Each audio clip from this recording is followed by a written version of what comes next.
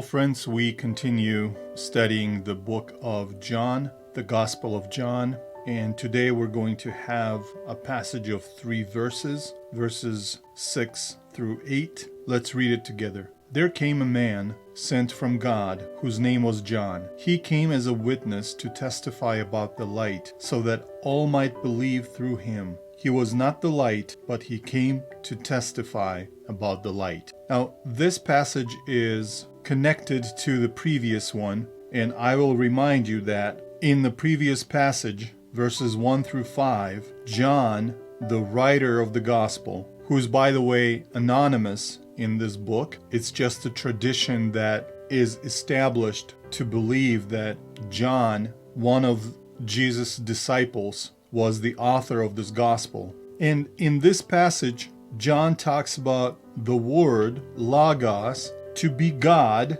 to be the creator of the world, to be life, and to be the light of men. And it says that the light shines in the darkness, and the darkness did not comprehend the light. And now he switches our focus to another person. In this case, it's a real person with a real name, and that person's name was John.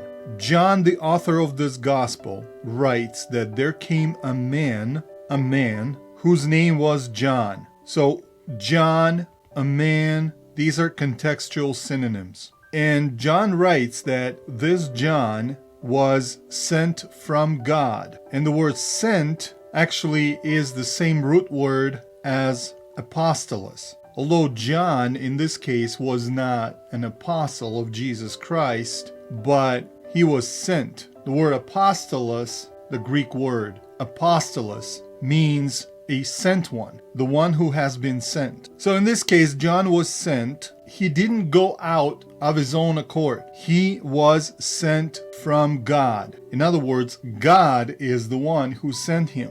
And he, John, came as a witness. So he was sent from God as a witness. So John was a witness to something. And John, the author of this gospel, writes that he was sent for a specific purpose. And what was that purpose? That purpose was to testify about the light. Now we see the connection here. The light, who was also the living Word. The Word who was with God, who was in the beginning with God, and that Word was the light of man, now needs someone to testify about him. And that witness who testified about the light was a man named John. Now, what was the purpose of the testimony? So, here we see when John writes that he came to testify was the purpose of his coming, the purpose of being sent. Now, what was the purpose of the testimony itself? When he actually opened his mouth and started talking about the light, which is the Word. So what was the purpose of his testimony? Now, the purpose of his testimony is that all might believe through him. All means all people. So he came to testify so that all might believe through him. Now, might believe means that there is no guarantee that they will believe. Might believe. So there is a possibility that people would believe his testimony about the light. And of course, John wanted people to believe in the light, the eternal Word of God, through his testimony, through him, through John. Okay?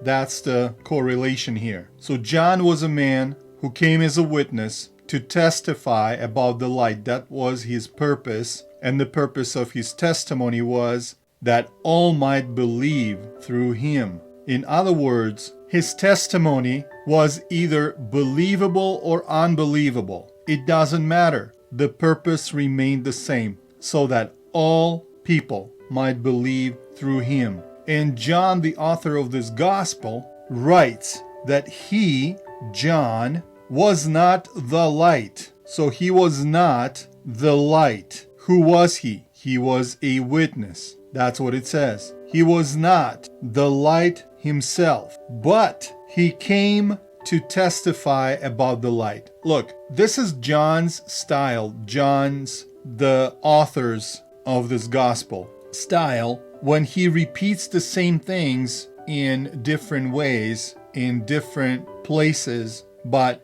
the conclusive testimony is that he says he came, so John came to testify. Isn't this what he's saying here? John came to testify. So basically, these sentences are spread out in 2 verses, while over here in verse 8, he says the same thing in 1 sentence. He came to do what? What's the purpose? To testify about the light or about the word. So he himself was not that light. Now, in this sentence, when John says he was not the light, now the question is, who was the light? Well, there was apparently a person. In these 3 verses, John, the author, kind of hints to the fact that the light would come in person. Because if John is not the light, then someone else is. And that someone else is also a person. Now, in the previous passage, we figured out that